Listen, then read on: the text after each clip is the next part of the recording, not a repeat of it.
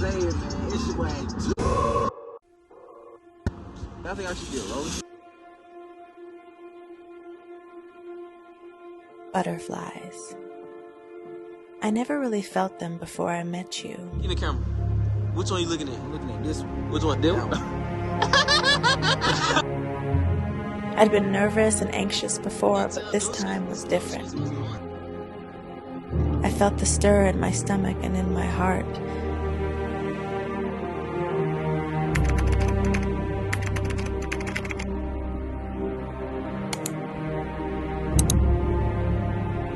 Just thinking of you made me smile and sent a tingle down my spine. The butterflies inside would fly because I knew I had you by my side. This was the first time I'd felt this, and from that moment on, I knew I wanted to keep them flying, to keep them excited. So thank you, love, for freeing my butterflies and finally giving them a reason to fly.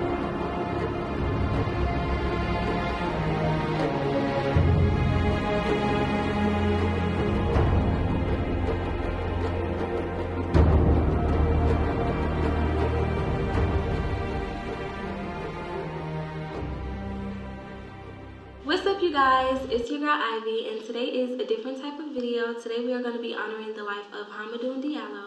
And to do that with me, I have Nish. Wait, don't do this to me, because I'm being strong, so you have to be strong. Nisha. Come on. Okay, come on. You can do it. But nobody ever expects that you will meet somebody, right? And you don't have to make a video because they're gone. Like, nobody ever expects that. But come on, we're gonna do this again. Do it again. What's up, y'all? It's your girl Ivy. Hey, y'all, it's Nish. And today we have a different type of video. Today we're going to be honoring the life of Doun30, aka Doun30. So, y'all, I really wanted Nish to talk about everything with me, because she witnessed me and Doun's whole relationship from when I met him to when I lost him. Like, she witnessed everything. So I just felt like it was real important to have somebody who witnessed our whole relationship and like how we dealt with each other and everything. To have not only the support, but like the person who witnessed like the type of love we have for each other. The crazy part, I met Doun the same day Ivy met Doun. You did? Yes. Okay, I didn't know. I met him too. Literally like 2-3 hours before Ivy met Doun. We're about to have a game night, and Ida ended up inviting more people, and they came over, and that's when we all like technically had like a little connection. We had fun and stuff. To start off, I mean, I can get into that. Okay. I was invited into their little gathering, and you know, I didn't really pay any attention to him at the time. Like, I just was just there to vibe, because I just didn't want anything to do with men, period. Like, I was just like, I'm just completely done. And so we was just having a good time, y'all. And playing a lot of games. We was just laughing. Playing a lot of games, just laughing. And never have I ever. Yeah. Just we was doing a lot of games. Yeah, we was playing a lot of games. Yeah, we was just doing like a lot of stuff. And he just did something really funny, like just real funny. And it was just so not out of character for him, but it was just so like, you wasn't expecting. You wouldn't expect that I was doing what he did, but he did it. And I thought he was so shy. I was like, he is so shy. He is so quiet. Remember, I kept picking on him. And full of energy, because everybody was like, not really dual, but everybody wasn't as hype as he was. Like, he was the life of the party that night. He was, because he's the reason we started playing the game before we all like. He was like, everybody come together, let's play the game. If he could describe it, he always used to be like, we just got lit. Ivy got lit, so I got lit. And they just say it was lit, you know what I'm saying? Like, real lit. Ivy got lit, so I got lit. He used to say that all the time. That's how I met Doun. I met him through that event specifically. And then the next day, I texted Ida. And I was like... She wanted her man. She saw what she saw, and she was like, I need that one. I don't know. He's just on my mind for some reason. I woke up the next morning, I'm like, he is heavily on my mind. And I was like, what's that boy who I was connecting with like last night? What's that boy's Instagram? She was like, Doun30. So I followed him on Instagram, and I shot my shot. I DM'd him, and I was just like, text my number, and he texted my number, and we just went from there. So girls, if y'all are watching this and y'all need advice, learn from her, because she got a good man shooting her shot. So make sure y'all learn. We talked every day, literally. Every single day. We was inseparable. We was on the phone all night. Literally. And when they weren't on the phone, this is Ivy on FaceTime, y'all.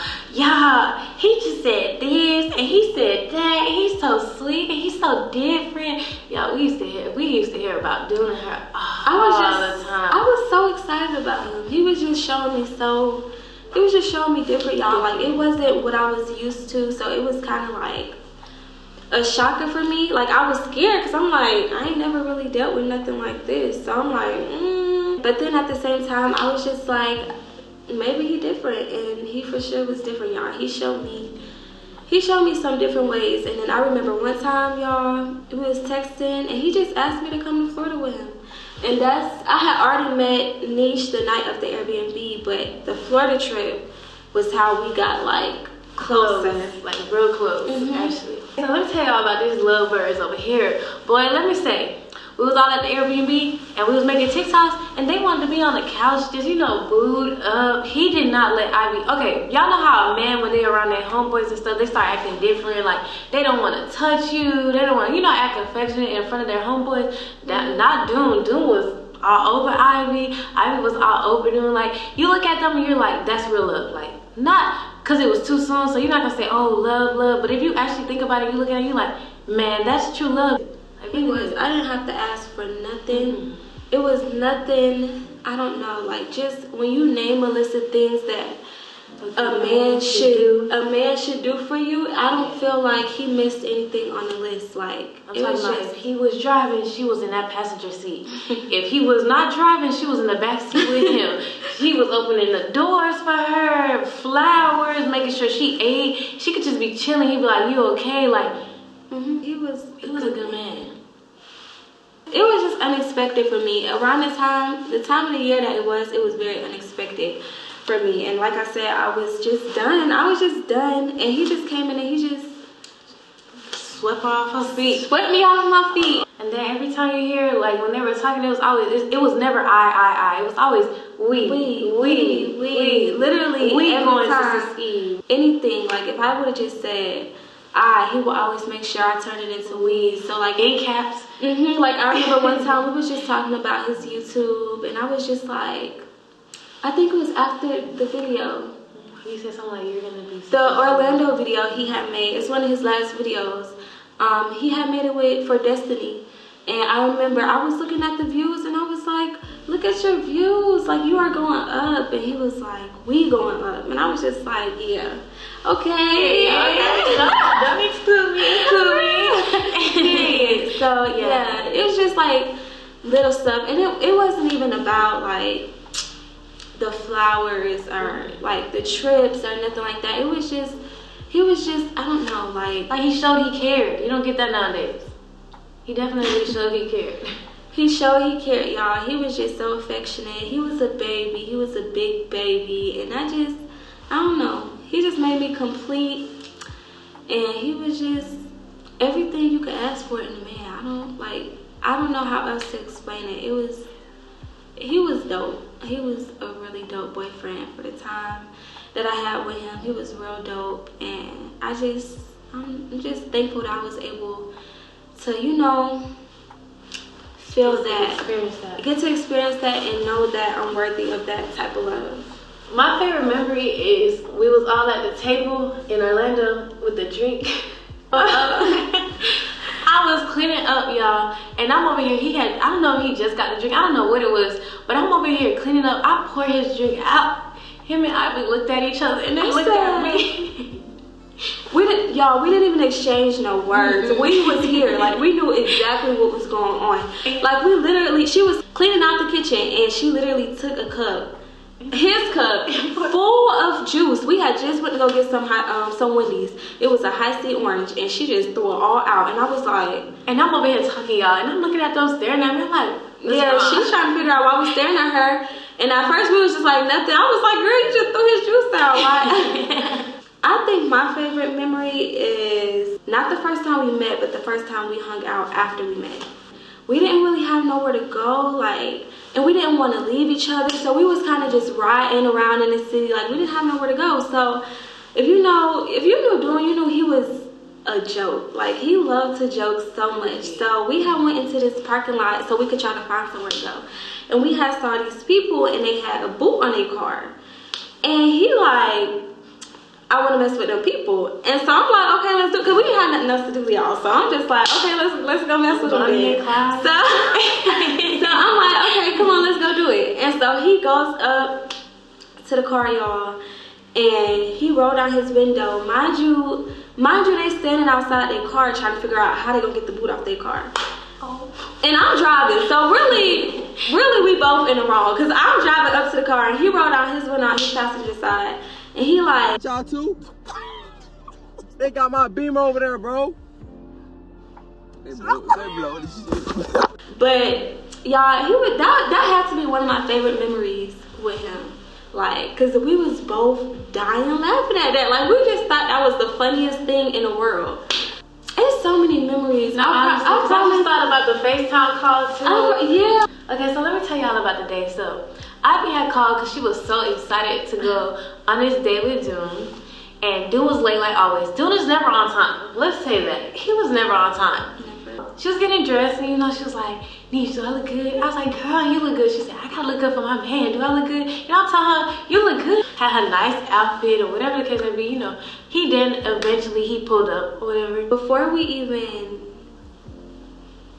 get to this part of her getting dressed, we literally, y'all, we was on the phone like 3 hours. the whole time he was driving, like, to me. And we talked about the future. It was a group FaceTime. It was like all three of us. Yeah. And we just talked about everything. We talked about, I have found out he graduated with his associate's degree, and I was like, shook, because we didn't know he went to college. I didn't know, he didn't tell me he had went to school. And then we talked about kids, we talked about everything you could think of. We just talked about the future, YouTube, we talked about everything. He wanted to make his mommy happy. We talked about all of that. And I got in the car, and we was still on the phone with Niche. I remember when we got in the car, he was like, Niche, why are you still on that phone? I said, because that's my wife. Because I was like, no, that's my wife. That's my wife. And he wanted to take me to, well, originally he wanted to do a picnic. He didn't tell me that. He just told me he had a surprise for me. But it was like, he was supposed to ask her out that day, but the weather was not right. He was gonna have this picnic, and maybe I could send screenshots so she could post it on the video so y'all could see. He had a picnic planned, a lot of fruits. I didn't even know what her favorite fruit was, but he was talking about he was gonna get everything, and he was gonna have like a little cute, will you be my girlfriend? It was gonna go so good, and cause she wasn't expecting it. She just knew she had to look cute. Yeah. So it was gonna go perfect. Yeah, that day it was just us two. I feel like every time me and Doun was together, it was always one of the homeboys too, or you know, like this was like the second time it was just us two. Eventually he told me he wanted to do the picnic and we couldn't do it anymore because it was raining outside and my hair was flattering. So when I got in the car, I was like, whatever we doing, it can't be outside because my hair is flattering. And he made sure we didn't do nothing outside. So the same taco spot where we went on our first date, he took me to that taco spot, and I told him, I was like, Doun, we do not have to eat at this taco spot because I know you don't like it like that. Because y'all, the first time we went, he did not even eat his food. So I'm like, I know you don't like the taco spot like that. You don't have to go just because I like it. But he just insisted on us going to that taco spot. I remember when we first got there, he was trying to sit on the other side of the booth. I said, you gonna sit on this side of the booth. I know it's the date, but you gonna sit on this side of the booth. That's how inseparable we were. Like, I didn't even want him to sit across the table. So we sat next to each other, we ate, we got on live, we talked to everybody. And then I remember like, we talked to everybody on live from the restaurant till we got in the car because our movie that we wanted to go see, it didn't start until like 8:50, I want to say. So we just sat in the car and we just entertained TikTok live for like an hour. And we saw our movie and we wanted to see Black Panther so bad. We wanted to see Black Panther so bad. That was the same weekend Black Panther came out and it was sold out everywhere. So we had to settle for this superhero movie called Black Adam. I remember we was in the movie theater and I was like, can you please take me to go get some food because I'm hungry again. Mind you, we had just got back from eating. And I think it was just more so. She wanted to keep. I just wanted to keep him around. I did not want him to go. Like I just was like, I don't want you to go home. Like I just want you to stay just for a little bit longer. So I was just trying to think of anything that we could do that could keep him like with me longer. And he ain't ever tell me no. So I was just like, I knew he was gonna say yes. So I was like, can we please go get some food? And he took me to Waffle House. And I remember we inside a Waffle House, y'all, and he's literally trying to go back and forth with me about paying for my food because I said I'll pay for my food, and he's like, no, you're not gonna pay for your food. And I'm like, I'll pay for my food. My boyfriend just dropped me off. I don't care blood. It's too big of a road. My new boo that's treating me just amazing. We were on the phone and we was talking, and before he even called me, I remember I texted him and I was like, I just want to say thank you for spending time with me. And I hate that you gotta leave me, and I wish we lived closer.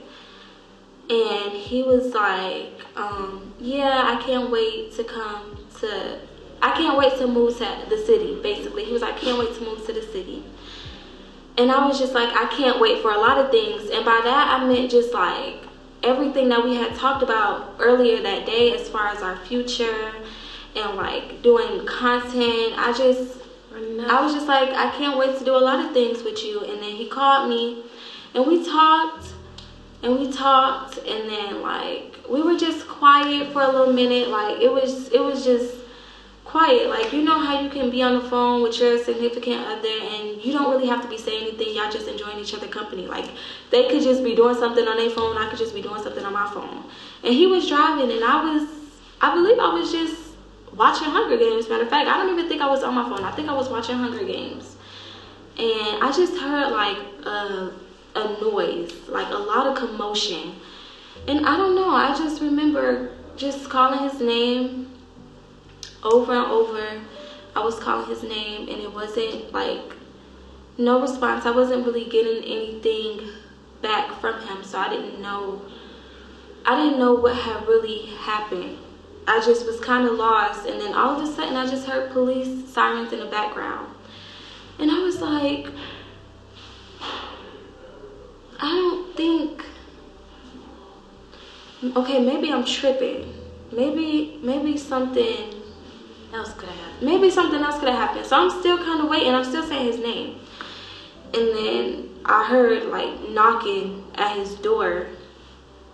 And I was like, no. So I just remember I got up real quick. I didn't even need time to think about anything because I just wanted to get to him. That's the only thing that was on my mind. So I just remember he wasn't responding. So now I'm in a worried state. Like, okay, what's going on? So I just remember I was putting on my clothes. I went to go get Jordan, who's recording this video. Shout out to Jordan. But I remember I just went to go get Jordan. And I was like, I don't know, I think something's wrong. And at this point, I'm panicking. So I'm like, tears in my eyes, I'm bawling. I'm like, something's wrong. Like, I don't know. And I didn't have his location. He had my location, but I never felt the need to really ask for his location. So I didn't know where he was. I just remember panicking. So I didn't want to hang up the phone. I stayed on the phone and my iPad was dead. So I had to put my iPad on the charger. And it just felt like the longest wait of my life. Like, I promise, it felt like the longest wait of my life. Just waiting for my iPad to turn on so I could at least try to get his location.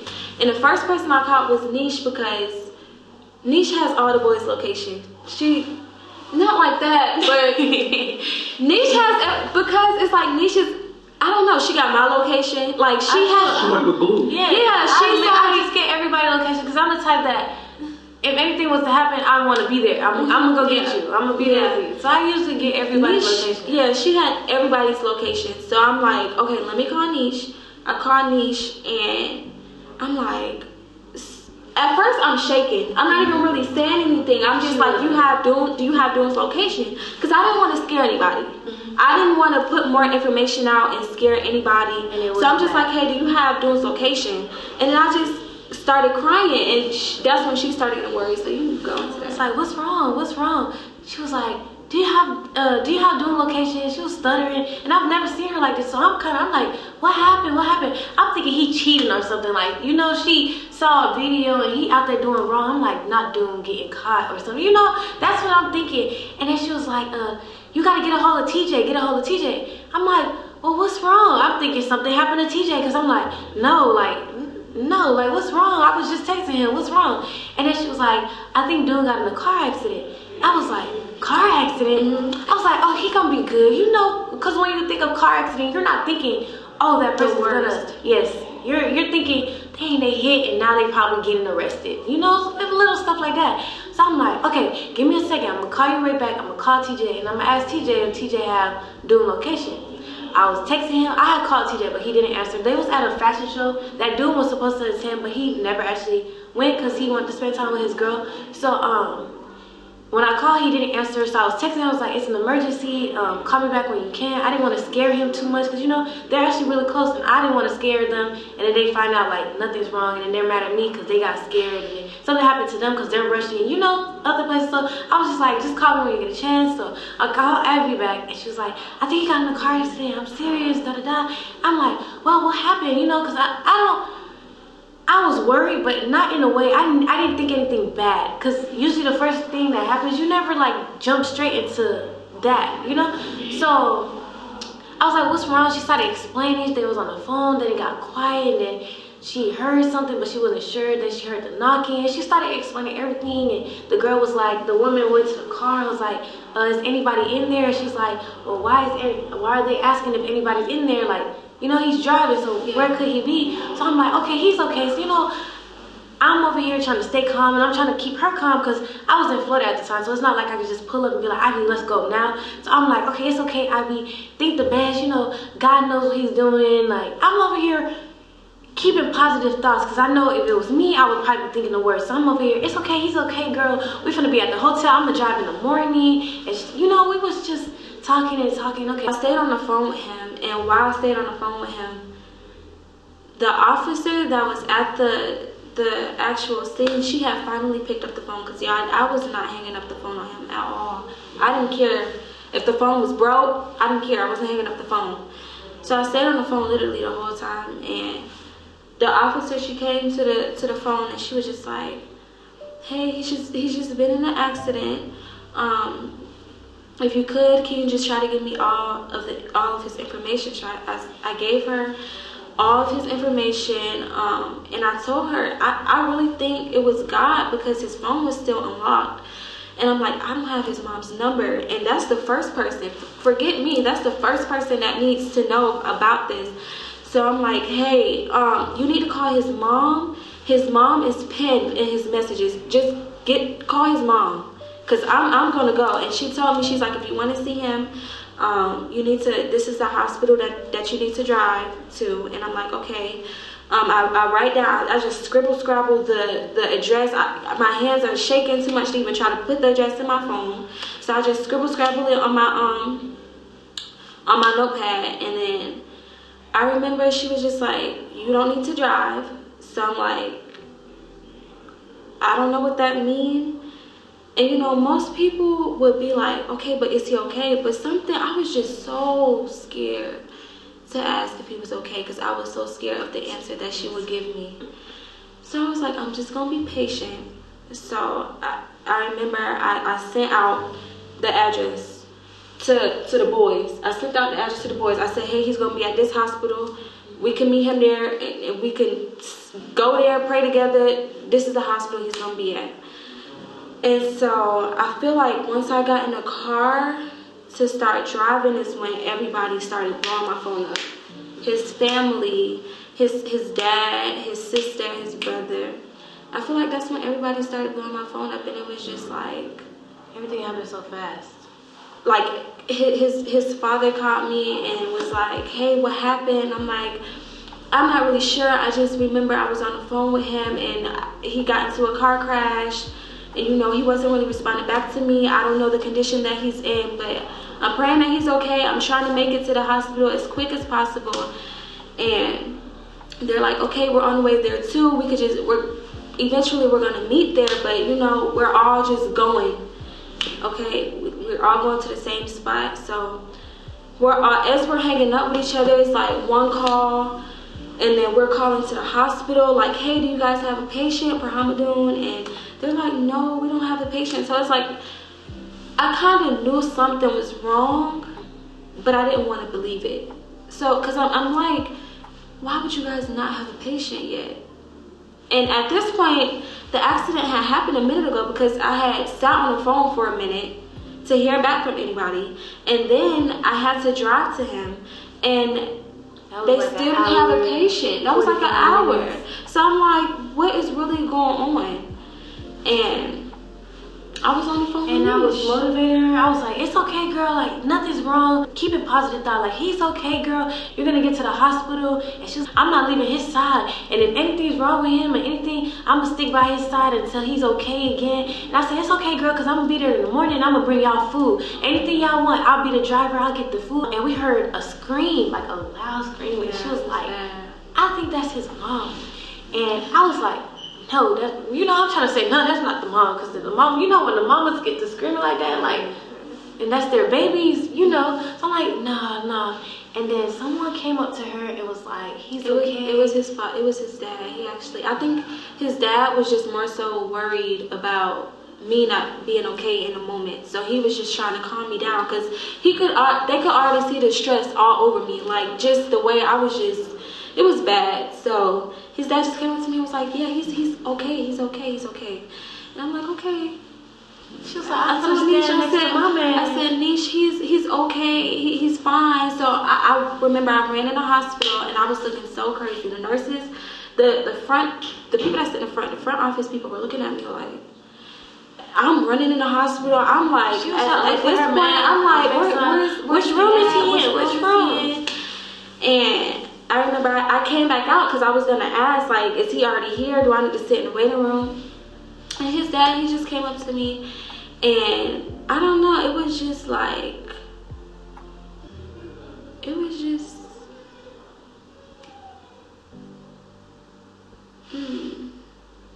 his dad just came up to me and was just like, he was sorry.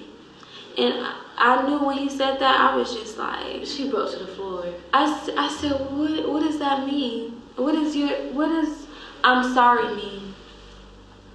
And yeah, I'm trying so hard not to cry. So if I cry, I'm sorry. I'm trying because I gotta stay strong for her. Oh, yeah. And he literally just, he told me he was sorry, and I knew exactly what that meant because I heard those words before.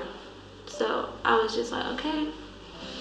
And I just let everything out. And I remember I just screaming on the floor. I was like, on the floor. What's wrong? Because I didn't hear She didn't know what was going on. I didn't know how to break the news. And that's another thing. I was so scared of getting to the hospital before his parents, because they were calling me trying to see if I had gotten an update too. And I didn't want to be the barrier of bad news or anything. So everything happened the way it was supposed to happen. I'll just say that God, he put everything set in stone the way it was supposed to be said. Because I wouldn't have been able to do that.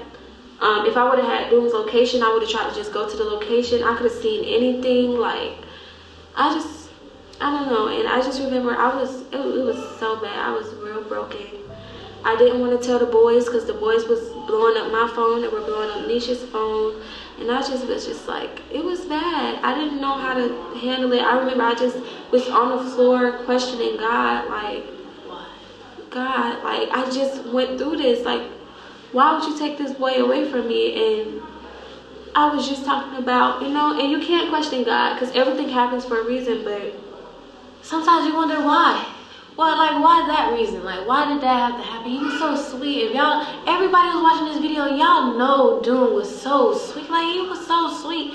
So you're like, why did that have to happen to him? Like, Doun has given me so many good advices, and he talked to me about situations, and he was so honest with the situation. So when you hear that news, you're like, huh? Like, I was just talking to that boy. Ain't no way. Like, ain't no way.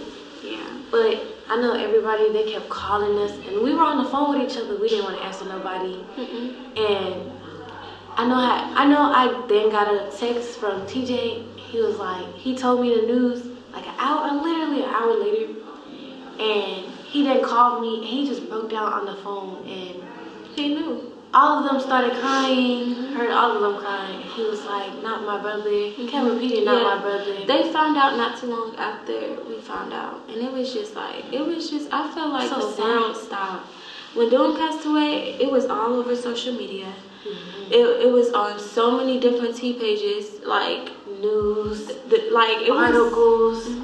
Yeah, it was a world stop. He meant so much to so many people, and I'm just so thankful that so many people got to experience a spirit like him. Like, he was so high spirited. He was just everything. Like, and yeah, I was just hurt, and that was Something you weren't expecting, and that's my first time dealing with death. So when I heard the news, I was like, "No way!" I was in denial. It was very unexpected, and I hate the way it happened.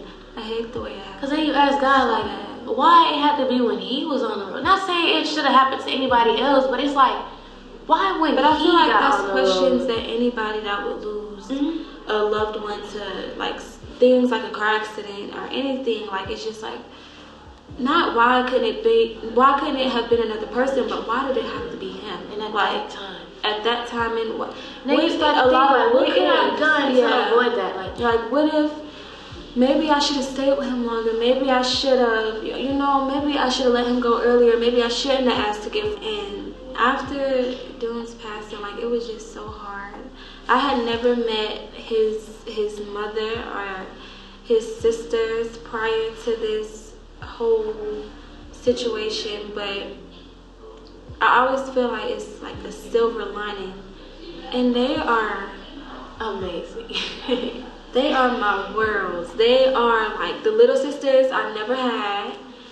Like, and it's just, I don't know, like, when me and Doun were like, when we would talk, he would tell me different things about his culture, but I would always tell him I wanted to learn about his culture, because I never want him to feel like he couldn't open up to me about his culture. Or be himself. Like, and I, like, after everything happened, I just went inside of his home, and I was like, your home is my home. All he wanted to do was make sure his family was straight in the future. So now I'm like, okay, I got you. Like, this is, I got them, and I got you. Like, your family is my family, your home is my home, your culture is my culture. Like, I just adapted, and I learned how to adapt, because, not everybody can go into a new environment and learn how to adapt to it.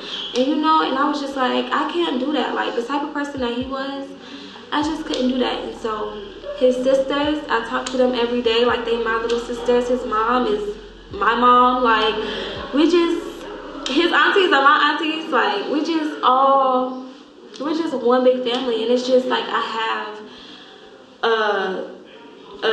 a connected family. Like, I have what is it called? I definitely have, like, an extended family. Like, they are literally my extended family, and I'm so thankful for them. If y'all watching this, I just want to say I'm so thankful for y'all. Like, y'all don't know, y'all are literally saving me. Like, y'all are saving me from so many things, and just dealing with this worse than I could be dealing with it. Like, I feel like if I wasn't healing with them, if I wasn't grieving with them, we got our moments where we cry, we got our moments where we laugh. If I didn't have that, I would be dealing with this on my own, besides with Niche and the boys. I wouldn't really have anybody else to understand the pain that I'm feeling. And so I'm just always thankful for them. I'm thankful for the love that they've shown me. I'm thankful for the love that I'm able to give them. And I just pray that I can do everything for them that Doun wanted to do that he can no longer do. And I'm gonna do me a little note. I love them to death. I'm not gonna get into too much, but they know I love them. Mommy is an absolutely amazing woman, and I love the way she took Ivy in and made her own. She took all of us in, actually, but the way she is with Ivy, I love that. Like, I love their bond. I love it. So cool. The girls, I had to mention the attitude now, but they are the absolutely most amazing people ever, and they're so funny. The girls, so funny. They'll light your world up. So funny. Like, his brother, we're not gonna forget you, Ali, because that's like the younger version of Doun, but nonchalant in a way. Yeah, Ali is like real to himself.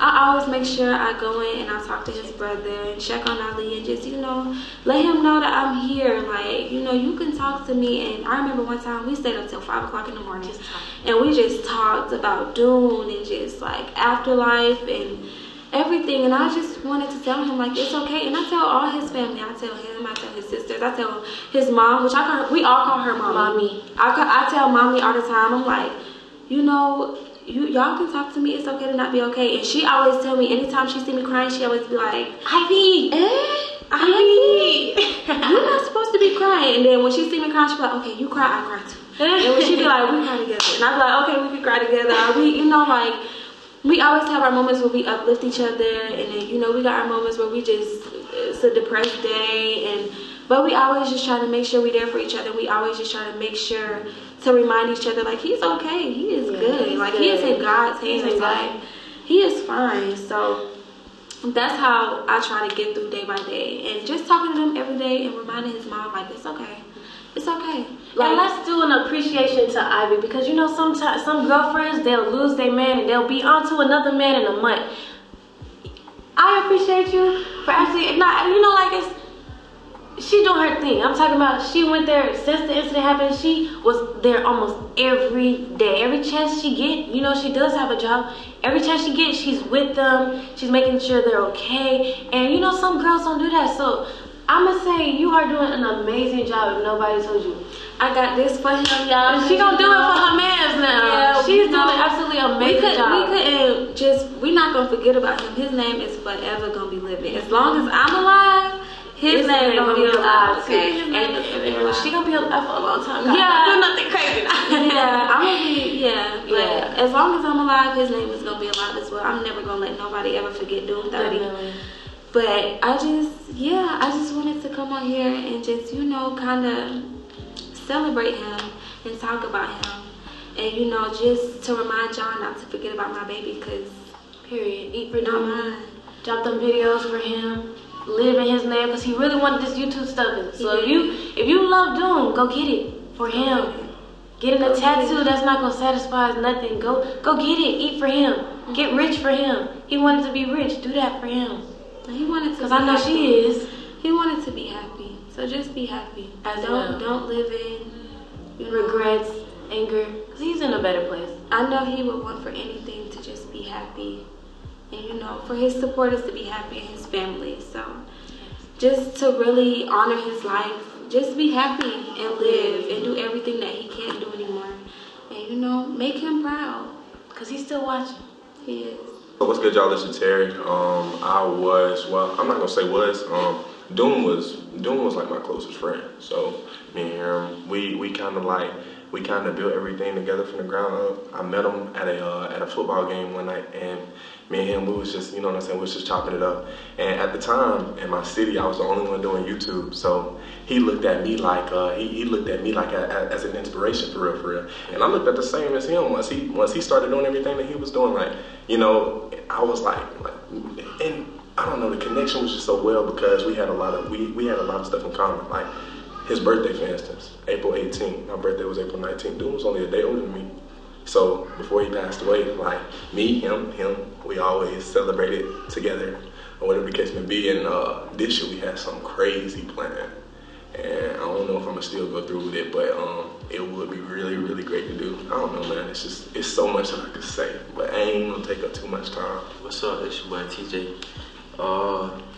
Doun, I met Doun when they kind of first came to Georgia type joint. They had moved like right next door to me type joint, like when it was like dumb love, like, you feel me? So like we grew up together type joint, and so like as we were getting older, like our bond just grew more and more. You feel me? And then it came to a point where me and Doun had kind of fell off a little bit. It was during high school, like I was going my way, he was going his way. But then we started hooping, so we started going to basketball practices. So boom, I started riding with him, and then we, you feel me, everything just came back like it never left. You feel me? So boom, he always, I ain't gonna count, Doun always motivated me for real. Like he always motivated me. Like even when it came to high school hooping, like Twin was like, man, you know you can play way better than what you're doing. You feel me? Like he used to always be on my ear for real, and it's still the same about these YouTubers. Like, he was the reason why I got started with social media. I'm not even gonna lie. Like, I wasn't even gonna take TikTok serious or start a YouTube. Like, he was like, twin, start a YouTube. I edit your vids. All you gotta do is just make the vids, and I got you. He was firm. I swear to God, like every vid I got on my channel, Doun edited on my mom. Like, he edited every single vid, no charge, no nothing. Like, he just did it out of kindness of his heart. He just wanted to see everybody win. And that's what I loved about him, because like he was so humble. You feel me? Like, he was very humble. Like, he never bragged about nothing. He never. You feel me? He was just a genuine person for real. And like, I think that's what everybody missed the most about him for real. Because like, Doun was one of a kind for real. Like, for real. One of a kind for real. I ain't gonna count. One of a kind for real. You probably never. You'll get that kind of person every once in a while in your lifetime. Literally, Bro, I'm not gonna count. Like, I'm pretty sure everybody know. Like, we all miss him for real. You feel me? Everything we doing for him, like, no count. Man, for real. Shit tatted. It's on me. Literally, it's on me for real. I'm telling you, bro. So hey KJ, I want to say, before we started this, I first met Doun, like, it was his first Smash the Pad video. He was the first person I greeted. Like, I never met him in person. He was all like a group chat. Oh God. So I was pushing up on them. I was like, damn, I wonder how the vibe gonna be when I first get here, like first reaction, my first time seeing them in person. So shoot, I pull up, Doun the first person to push up to the car though. He like, dang, you taller than I expected. Dude just started conversation and we clipped up like off the real. It's just been good vibes ever since. And I just want to say that he the one who really kept everybody motivated in the group. Like, he was really serious about his business and like going up for real. Like, role model. Like, he was done talking, ready to put shit into existence. So we gonna do that for him for sure. Fact. My name Lou, and I probably known Doun for maybe 6 months now. I met JT and TJ all the same night. I mean, my circle ain't really big, but Doun, if y'all ever met Doun, he's probably the most genuine person you would meet. I could tell just by a simple conversation from the first night. He's huge inspiration. He's one of the hardest workers and just down to earth. One of the best guys you would ever meet. Like, he's a blessing for real. Like, for real. I miss him. Well, my name is Troy. And I remember the first time me and Doun, we was on a little event in Atlanta. And yeah, I pulled up, they was all sitting on the porch and stuff. TJ, them, JT, all y'all sitting on the porch. I just walked up. We just all started talking and stuff. I had already knew TJ and JT and them, but you know, like, it was real from the jump. Like, Doun was real for real. Then we had went to his video and stuff. That jump was a great turnout. Great. He's a fantastic YouTuber, dog. For real. I'm talking about his editing game was crazy. He's one of the tell y'all best, why bro. it's because he was different. Like, he literally sat. You take one person, they'll watch a video and they watched it because it's fun. No, he watched the video because he liked the way it's edited. Yeah. You know what I'm saying? That's just a different mindset. I remember he made my thumbnail. Like, I remember me and Doun first started doing YouTube. It didn't take him. The thumbnails that I pay for right now, Doun was making those for me for free. Yeah, like, he used to always say he wanted editing to be like this. Whole time his editing was there for real. Like, You see what I'm saying, yeah, bro? And he always thought that I edited better than him. Oh, bro, his is different. But on my mom, Doun was He definitely had it. I remember we was but- at Jordan Mall House and he was down there editing the He video. knew what he was doing, and bro, he was so determined. Like, he had so much grit, bro. We could be out having fun, and we was in we was in Miami spring break living it up. Bro, he gave us the card. He gave us the stayed card. at the room, Told edited us. He said, "I'm editing right now. Like, if y'all want to, y'all can come back and get me when I'm done." We didn't see his face until we got back to the hotel. But I know one thing, that video, it was done. He was ready to drop it. Why? Because work was way more important than fun to him. And that's what I love about him. Bro, so much, I peeped that bad. I'm up 4 a.m. streaming. I text the whole group chat. He's the only one. I said, bro, what you doing? Bro, I'm up editing this vid. I'm like, bro, it's 4 a.m, bro. Yeah. He did, bro. He was the hardest worker, bro. He's different. Definitely. He's different. I don't know what brought it out of him, though, bro. Doun had a shell. Yeah, because I don't know what's I swear to upbringing. God, bro. Doun started coming out his shell more when we first started coming down here. That's what it was, bro. Oh my mom, when That's we what it first started was, coming bro. to Atlanta, bro, Doun started coming out his shell. Cause he's Instantly, real. like, He's not outspoken.